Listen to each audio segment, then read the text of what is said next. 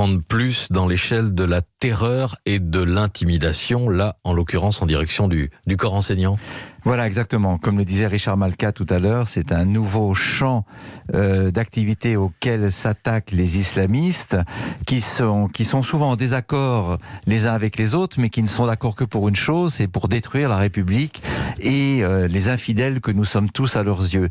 Par conséquent, il faut considérer que l'islamisme est aujourd'hui le nouveau nazisme. C'est vraiment, il existe depuis 30 ou 40 ans. Il a frappé en 2001 à New York et puis à Paris 2015-2016, et en réalité il y a des répliques incessantes, et là c'est un cran supplémentaire. Donc il faut qu'il y ait une mobilisation et qu'on désigne surtout les complices.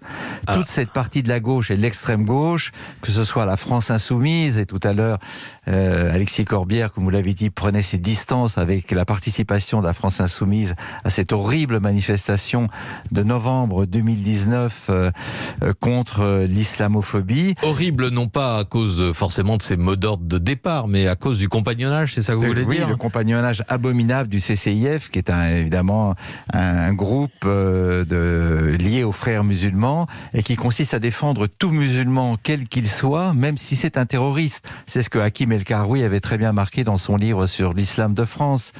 Donc, que le ministre Darmanin demande sa dissolution, ainsi qu'un certain nombre d'autres associations, dont peut-être les Indigènes de la République, les Indivisibles, Baraka City, c'est un progrès.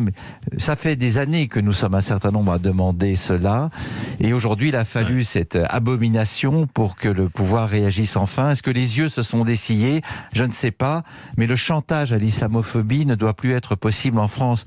Nous avons le droit de critiquer une religion, toutes les religions, l'islam, le christianisme, le judaïsme. Nous n'avons pas le droit de persécuter les croyants. C'est là que passe la différence. Mais hurler à l'islamophobie d'État parce que nous avons des lois laïques et que nous interdisons le voile ou la burqa, c'est véritablement un abus de pouvoir, un abus de langage, hélas, encouragé par les médias anglo-saxons. Et il faut voir, il faut lire la couverture de presse nord-américaine sur les événements qui se passent en ce moment.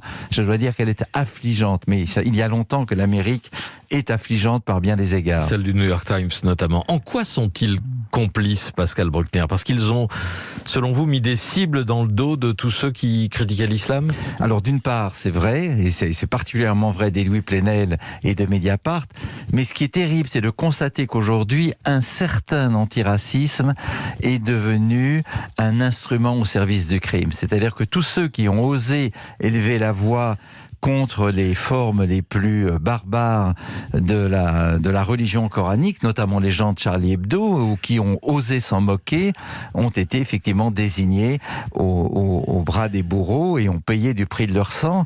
Et par conséquent, les complices, en général de gauche et d'extrême gauche, ont du sang sur les mains et devraient rendre des comptes.